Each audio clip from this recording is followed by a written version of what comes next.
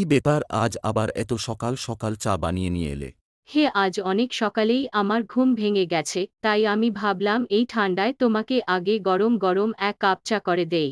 তা খেয়ে বলো কেমন হয়েছে। দাও দেখিনি।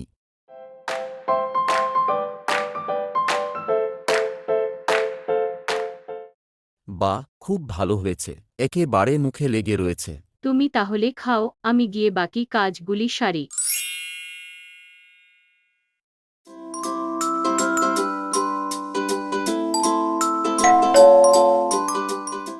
আপনার একটি চিঠি এসেছে।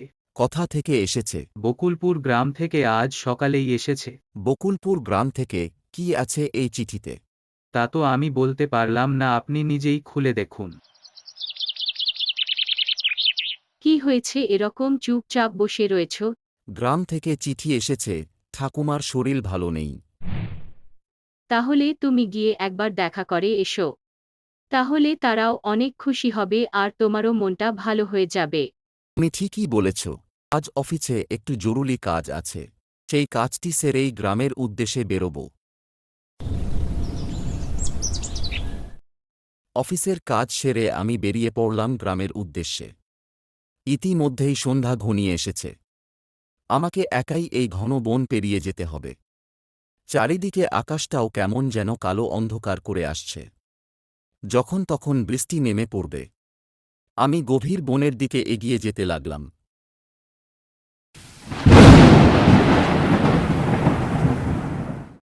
এরপর হঠাৎ আকাশ গর্জন করতে শুরু করল। আমি আরও দ্রুত পা চালাতে লাগলাম। তার কিছুক্ষণ পরেই ঝুমঝুমিয়ে বৃষ্টি নামতে শুরু করল। এখানে আশেপাশে কোনো ছাউনিও নেই যে তার নিচে গিয়ে আশ্রয় নিব।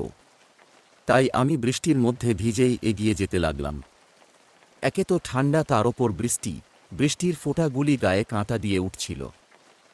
কিছু দূর এগিয়ে যেতেই আমি ছাউনির মতো কিছু একটা দেখতে পেলাম। এরপর দৌড়ে তার নিচে গিয়ে আশ্রয় নিলাম। আমার পুরো শরীর ভিজে গেছে, আর ঠান্ডায় হাত পা গুলি অবশ হয়ে আসছে। এই ছাউনিটি পেয়ে যেন প্রাণ ফিরে পেলাম। আশপাশটা তাকিয়ে যা দেখলাম, এটা কোনো পুরনো শ্মশান ঘাট হবে।